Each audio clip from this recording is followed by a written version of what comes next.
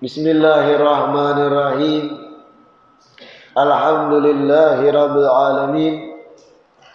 Wassalatu wassalamu ala sayyidil mursalin wa imamil muttaqin Sayyidina wa maulana Muhammadin wa ala alihi wa sahbihi ajma'in. Alhamdulillah, segala puji kembali dan selalu terhatur kehadirat Allah yang masih memanjangkan umur, melimpahkan kesehatan, keafiatan, sehingga diperjumpakan lagi kita seberataan di majelis ilmu yang mudah-mudahan membawa kita pada kebaikan-kebaikan dunia dan akhirat. Amin ya rabbal alamin. Meneruskan kitab Al-Ajibatul Ghaliyah. Soal ma haqquhu sallallahu alaihi wasallam ala ummatihi. Pertanyaan, apakah gerangan hak Rasulullah yang harus dijalankan oleh umat sidin? Apa hak Rasulullah yang harus dipenuhi oleh umat sidin? Jawab, i'lam anna haqqahu sallallahu alaihi wasallam ala ummatihi a'zamul huquq wa aujabuha ba'da haqqillahi ta'ala. Ketahuilah, sesungguhnya hak Rasulullah itu yang harus digawi oleh umat sidin lebih besar atau termasuk hak yang paling besar dan paling wajib dijalankan setelah hak Allah Subhanahu wa ta'ala. Hak Rasulullah itu yang harus kita gawi oleh umat sidin ini, itu termasuk hak yang paling gana, paling wajib setelah hak Allah dipenuhi terlebih dahulu. Famin haqqihi sallallahu alaihi wasallam alaihi, termasuk hak Nabi yang harus digawi umat sidin, al mutaba'atu li sunnatihi, maumpati ajaran sidin, maumpati ajaran Rasulullah. Itu hak Nabi yang harus kita jalankan. Wa nasru lidinihi, menolongi agama yang dibawa sidin. Hak Nabi juga tuh yang wajib kita gawi. Wa dzabbu an syariatihi, membela akan syariat sidin. Qala Allah azza wa jalla, Allah berfirman, qul in kuntum tuhibbunallaha fattabi'uni yuhibbukumullah wa yaghfir lakum dzunubakum. Katakan atau sampaikan wahai Nabi Muhammad kepada umatmu, apabila kalian mencintai Allah, maka umpatilah aku, umpati Nabi Muhammad. Yuhibbukumullah, niscaya Allah cinta pada kalian. Wa yaghfir lakum dzunubakum, dan Allah akan ampuni dosa-dosa kalian. Wa qala sallallahu alaihi wasallam, dan Nabi bersabda, al mutamassiku bi sunnati inda fasadi ummati lahu ajru syahid. Nah, didengarkan penting. Ujar Nabi, al mutamassiku, orang yang berpegang teguh, bisunnati, dengan ajaranku, inda fasadi ummati, ketika mana umatku itu lagi rusak. lahu ajru syahid. Orang yang berpegang teguh itu akan dapat pahala bagaikan orang yang mati syahid. Orang yang berpegang teguh dengan ajaran Nabi, sunnah Nabi ay ajaran sidin, berpegang teguh kepada ajaran Rasulullah. Indah fasad ummati, ketika umatku rusak ya Nabi, ketika umatku kacau balau, ketika mana umatku banyak nang sudah jauh dari ajaran sidin, kita berpegang teguh tetap. Kita nih setiap sunnah Nabi, ajaran Nabi yang kita pegang teguh, kita dapat pahala bagai orang mati syahid. Ulun beri contoh, siwak. Ini siwak nih. Siwak ini ajaran Nabi. Nabi melajari. Sekarang umat betakun ulun. Umat Islam di Tabalong. Kejauhan Tabalong, kaluasan Tanjung. Umat Islam di Tanjung. Kalau saya bicara Kalua, Muara Uya, kalau saya bicara nang lain Tanjung dulu kotanya. Umat Islamnya nih. Umat betakun ulun. Berataanlah sembahyang 5 waktu. KTP-nya Islam. Berataanlah sembahyang 5 waktu. Kada. Paling kada sampai 40% nang memperhatikan kewajiban 5 waktu. Sisanya bujurai agamanya Islam. Tapi tiang agamanya sendiri kada digawinya. Iya apa kada? Lakian binian berlaku. Lakian sibuk dengan aktivitasnya, binian sibuk dengan aktivitasnya. Dari seluruh umat Islam di kota Tanjung sendiri, nang bujur menjaga tiap harinya 5 waktu sembahyang itu, kada sampai 50%. Sibuk. Ada nang zuhur aja, asar aja, atau bahkan maghrib aja sekali sewaktu, bahkan sebagian. Maghrib sembahyangnya, isya wayah-wayah, mau lagi nyaman hati be isya. Subuh jangan ditanya. Zuhur sibuk, asar muring ngantuk, maghrib hanya harus sembahyang. Kan banyak nang itu. Kira-kira layak kada dikatakan rusak umat Nabi akhir zaman ini? Layak. Biniannya 4 tahun ulun. Kota Tanjung, perempuan muslimah itu mayoritas. Mayoritas kada? 4 tahun banyak kada berjilbab di luar sana. Banyak kada? Yang sudah balik binian muslimahnya. Yang menampakkan rambutnya, berjalan keluar rumah ke sana kemari, berduyau. Padahal muslimah kada memperhatikan kewajiban auratnya. Berduyau banyak. Banyak kada remaja-remaja yang lihai hafal lirik-lirik lagu barat, lirik-lirik lagu Indonesia, lirik-lirik lagu pop, rock dan yang lain. Bahkan hafal bahasa Korea, tapi ketika disuruh mengaji Al-Quran nganga-nganga. Banyak ada remaja-remajanya di luar sana. Padahal Islam. Nah ini yang dimaksud umat itu rusak. Kalau saja aja di kompleks ini nang ke majelis taklim dibanding nang kada. Berapa persentasenya? Pada jelas kitabnya nang dibaca baik untuk memberi pencerahan lawan kita. Kitabnya jelas, pengarangnya jelas. Ulun membacakan kada lepas dari isi kitab. Terjemahnya mabut, sesuai. Penjelasannya sesuai. Kada kasana kemari. Jumlah pian di Jalan Beli dibanding nang kada tulak berapa banyak? Padahal kada lawas majelisnya. Maghrib isya tungtung bulikan makan aja itu terserah. Han al-mutamassik bi sunnati.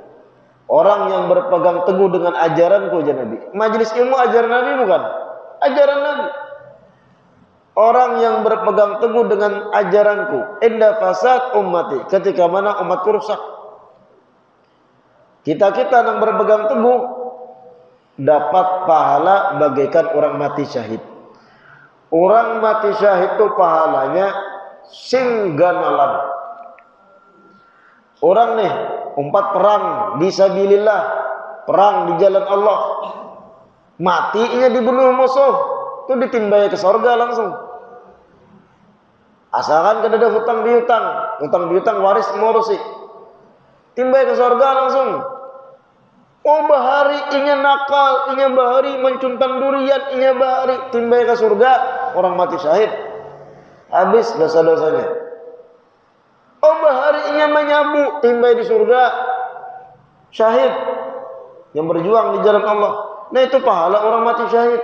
Pian dapat pahala itu kalau berpegang teguh dengan ajaran Nabi ketika umat Nabi banyak layau, banyak rusak.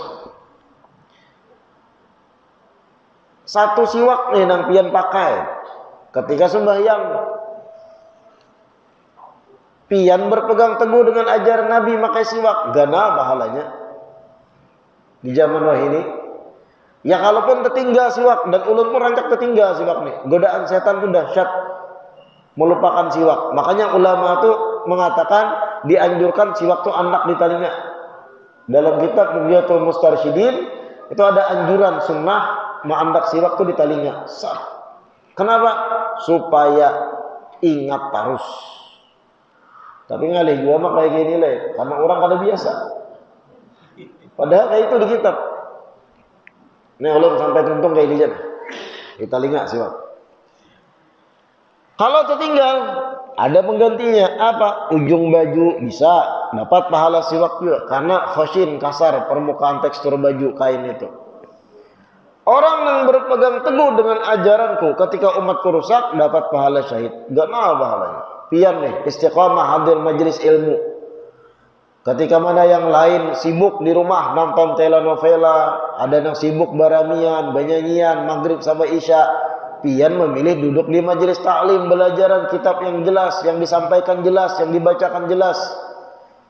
Dapat pahala bagai orang mati syahid. Kada kegampangan. Jangan dianggap remeh. Wa qala sallallahu alaihi wasallam, dan Nabi bersabda, "Man ahya sunnati faqad ahabbani wa man ahabbani kana ma'iya fil jannah." Barang siapa yang menghidupkan ajaranku, barang siapa yang menghidupkan sunnahku, sungguh ia telah cinta kepadaku. Dan barang siapa yang cinta kepadaku, ia akan membersamaiku di dalam surga. Ya Nabi. Wa min haqqihi sallallahu alaihi wasallam kamalul mahabbati wa mawaddati lahu. Termasuk hak Rasulullah itu sempurnanya rasa cinta kita kepada sidin. Hatta yakuna ahab ilal mu'min min nafsi wa waladi wa jami'il khalqi. Sampai-sampai Rasulullah menjadi seseorang yang lebih dicintai oleh seorang yang beriman daripada dirinya sendiri dan daripada anaknya sendiri dan daripada seluruh makhluk. Nah ini termasuk hak Nabi. Mencintai Nabi lebih dari mencintai diri kita seorang, lebih daripada mencintai anak seorang, lebih mencintai daripada seluruh makhluk selain Nabi. Wa kadza mahabbatu ahli baitihi wa ashabihi wa dzurriyyatihi. Begitu pula mencintai keluarga sidin dan sahabat-sahabat sidin dan keturunan sidin atau dzurriyyat sidin. Itu termasuk hak Rasulullah juga. Qala sallallahu alaihi wasallam, Nabi bersabda, "La yu'minu ahadukum," belum beriman bujur salah seorang dari kalian, "hatta akuna ahabba ilaihi," sampai aku menjadi lebih inya cintai, min walidihi, dibanding kecintaannya pada abahnya, wa waladihi, dan dibanding kecintaannya pada anaknya, wan nas ajma'in, dan dibanding kecintaannya kepada manusia lainnya. Belum bujur beriman seseorang tuh lawan aku ya Nabi, kalau aku masih di nomor 2 kan dalam hal cinta. Kalau aku masih di nomor 3 kan dalam hal cinta. Wa qala sallallahu alaihi wasallam, dan Nabi bersabda, ahibbullah lima yaghdukum bihi min ni'ami. Cintailah Allah karena sebab apa-apa yang Allah karuniakan dari nikmat-nikmatnya. Wa ahibbuni li hubbillah, dan cintai aku jar Nabi karena kecintaan Allah, karena kecintaan kalian kepada Allah. Wa ahibbu ahla baiti li hubbi, dan cintai ahlul baitku karena kecintaan kalian kepadaku. Cintai keluargaku karena kecintaan kalian kepadaku. Itu saling berkait satu sama lain. Pian bakaku cinta kepada Allah, tapi lawan Nabi menganggap manusia biasa. Cintamu bohong, cintamu itu dusta, omong kosong, ujar bebinian. Bebinian ketika digombali oleh lalakian, ujar lakiannya, engkau bagai rembulan, apa jadinya diriku tanpa dirimu? Senyumanmu membuat hatiku senang, apa jadinya diriku tanpa nafasmu? Ujar lakian gombal, apa jadinya karamputikan? Nah itu kurang lebih orang nak mengaku cinta Allah, tapi inya kada tahu menahu lawan Nabi, kada paham Rasulullah, bakaku cinta Tuhan, cinta Allah Ta'ala. Omonganmu dusta, bakaramput ikan. Saling berkait. Kemudian pulang, wa ahibbu ahla baiti li hubbi, cintai keluargaku, ahlul baitku jar Nabi karena kecintaan kalian padaku. Orang bakaku cinta Nabi, tapi kada tahu menahu lawan keluarga Nabi, karamput juga sama, gombal ikan. Wa qala sallallahu alaihi wasallam, dan Nabi bersabda, Allah fi ashabi, hati-hatilah terhadap sahabatku jar Nabi. La tattakhiduhum gharadan ba'di, jangan jadikan sahabatku bahan celaan kalian, sasaran gibah kalian, sasaran pandiran buruk kalian, jangan jadi. Faman ahabbahum fabihubbi ahabbahum, barang siapa yang mencintai mereka sahabatku, maka mereka itu mencintai sahabatku karena kecintaan kepadaku.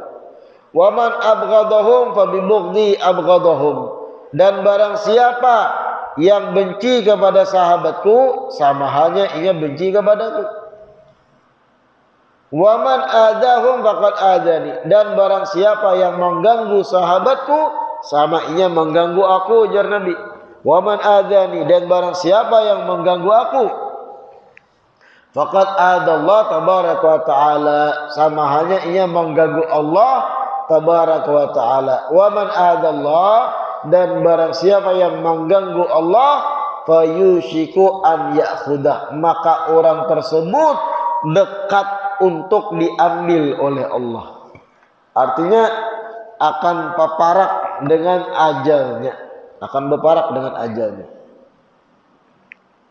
Wa min haqqihi sallallahu alaihi wasallam alaihim, termasuk hak Rasulullah yang wajib ditunaikan umat sidin, ta'zimuhu wa tauqiruhu, adalah mengagungkan Rasulullah dan menghormati sidin.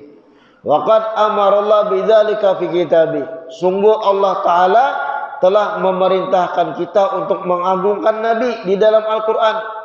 Qala Ta'ala, Allah berfirman, inna arsalnaka syahidan wa mubasyiran wa nadhiran, sesungguhnya kami telah mengutus pian ya Rasulullah, wahai Nabi Muhammad, syahidan sebagai saksi, wa mubasyiran sebagai pemberi kabar gembira, wa nadhiran dan sebagai pemberi peringatan.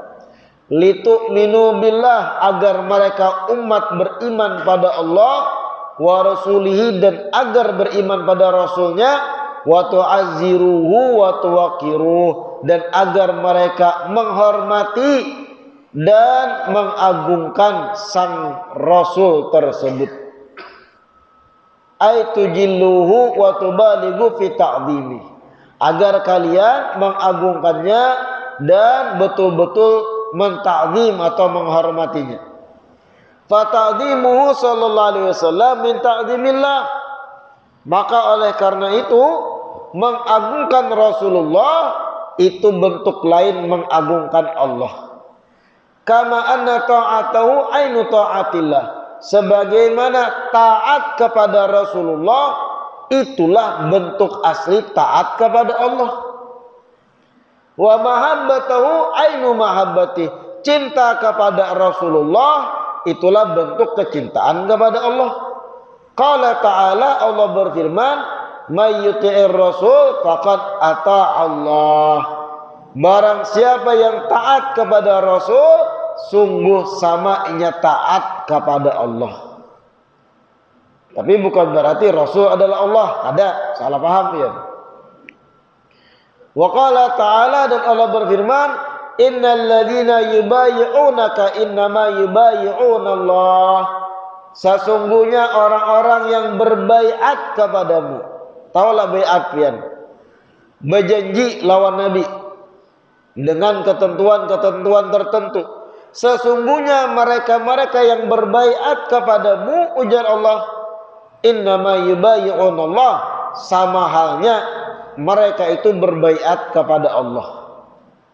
Wa qala ta'ala, dan Allah berfirman, qul in kuntum tuhibbunallaha fattabi'uni yuhibbukumullah wa yaghfir lakum dzunubakum.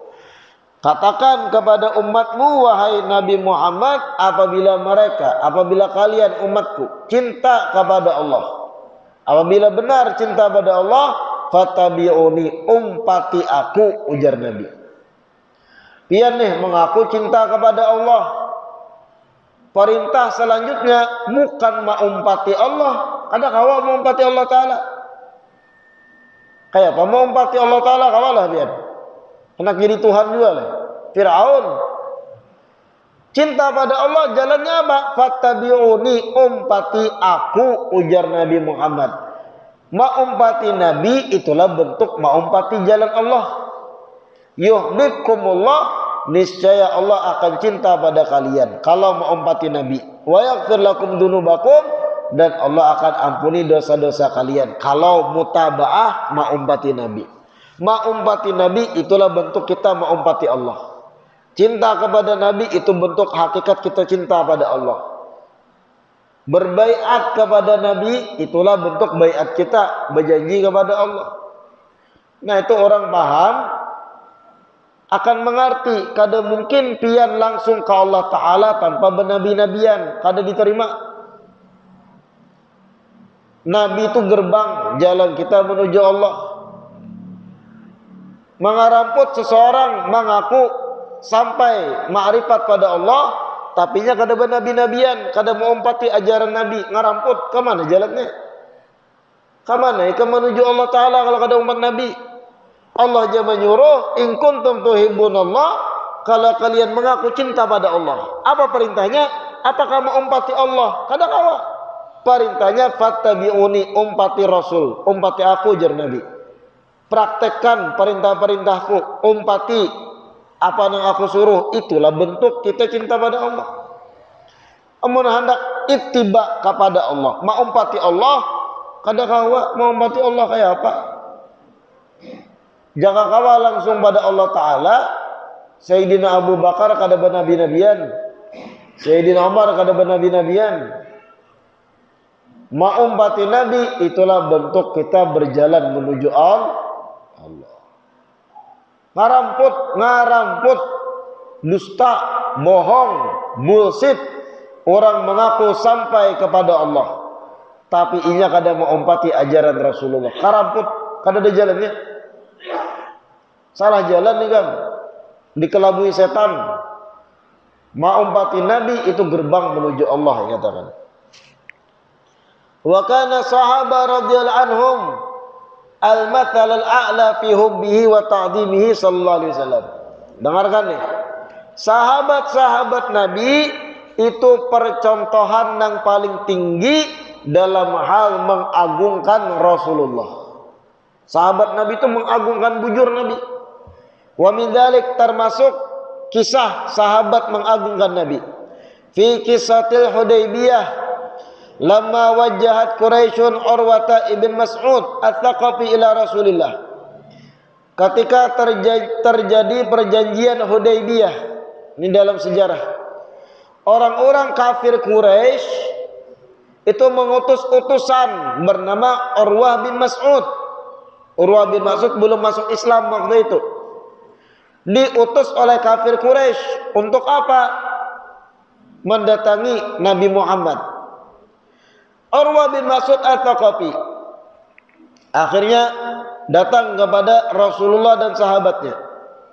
Fara'a min ta'zimi ashabihi lahu sallallahu alaihi wasallam ma ra'a. Urwah bin Mas'ud sebagai utusan kafir Quraisy menyaksikan langsung kayak apa sahabat-sahabat Nabi itu mengagungkan Rasulullah. Walamma raja'a ilaihim, ketika Urwah bin Mas'ud balik kepada kafir Quraisy, qala, ia pun berkata pada kafir Quraisy, "Ai qaumi, wahai kaumku, wallahi, demi Allah," ujar Urwah bin Mas'ud, "laqad wafattu ala Kisra wa Kaisar wa Najasyi." Aku pernah menjadi delegasi utusan perwakilan untuk menjumpai para raja-raja Persia, para kaisar Romawi. Kisra itu raja-raja Persia, wa Kaisar raja-raja Roma di Eropa, wa Najasyi raja-raja di Ethiopia. Aku ni suah, ujar Urwah bin Mas'ud, menjadi delegasi utusan panjang tangan orang-orang Quraisy menemui raja-raja Persia, raja-raja Roma, raja-raja Ethiopia. Fama ra'aitu malikan qat yu'azzimuhu ashabuhu kama yu'azzimu ashabu Muhammadin Muhammadan. Kada pernah aku melihat seorang raja pun yang aku temui diagungkan oleh pengikutnya sebagaimana sahabat-sahabat Muhammad mengagungkan Muhammad. Ini Urwah bin Mas'ud berpandir ketika belum masuk Islam. Kada lebay, kada ditambahi, kada dikurangi, objektif. Ujar Urwah bin Mas'ud, aku ni suah menemui raja-raja di Persia, nang sugi-sugi, nang luar biasa tahtanya. Aku suah menemui kaisar-kaisar Romawi. Karena memang Urwah bin Mas'ud ini pandai dalam menyusun kata, menjadi delegasi utusan perwakilan terus.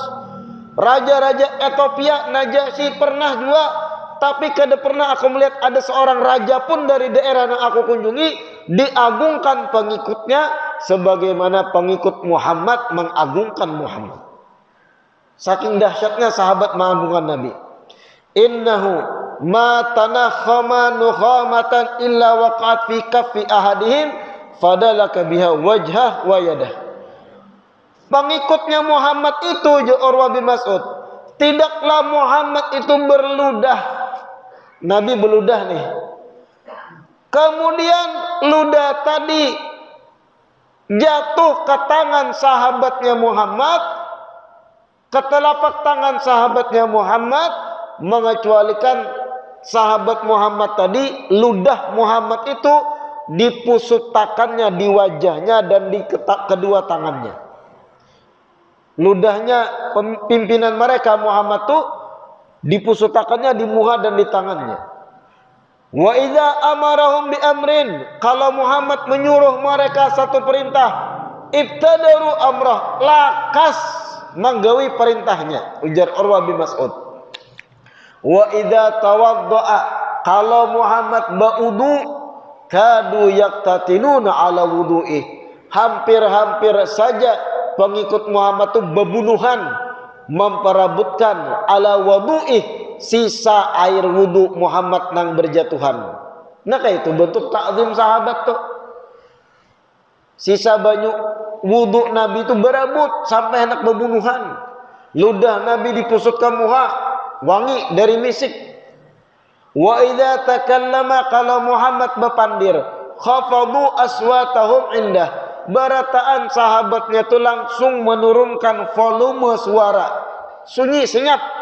Wa ma yuhidduna nadhara ilaihi ta'ziman lah. Kada ada satu pun dari sahabat Muhammad itu wani mencangangi wajah Muhammad lawas-lawas. Malah mereka langsung menundukkan ta'ziman lahu, bentuk mengagungkan pada Muhammad. Ini Urwah bin Mas'ud berkisah sebelum memeluk Islam, utusan kafir Quraisy. Nah, ini gambaran bentuk ta'zim sahabat pada Rasulullah. Kayak itu dahsyatnya. Wa min haqqihi sallallahu alaihi wasallam, termasuk daripada hak Rasulullah yang harus kita gawi, al-iktsar minas shalawat wa salam alaih, memperbanyak salawat dan salam kepada sidin. Waqad amarallah bidzalik fi kitabi, sungguh Allah perintahkan memperbanyak salawat itu dalam Al-Qur'an. Qala ta'ala, faqala ta'ala, Allah berfirman, innallaha wa malaikatahu yusholluna 'alan nabi, sesungguhnya Allah dan malaikat-malaikatnya bersolawat kepada Nabi. Ya ayyuhalladzina amanu, wahai kalian orang-orang beriman, shollu alaihi wa sallimu taslima, bersolawatlah padanya dan berilah salam. Wa qala sallallahu alaihi wasallam, dan Nabi bersabda, man shalla alayya salatan, siapa orang bersolawat satu kali kepadaku, sallallahu alaihi biha asyra salawat, niscaya Allah balas baginya 10 salawat. Wa hatta anhu asyra khati'at, dan Allah akan jatuhkan atau hapuskan baginya 10 dosa-dosanya.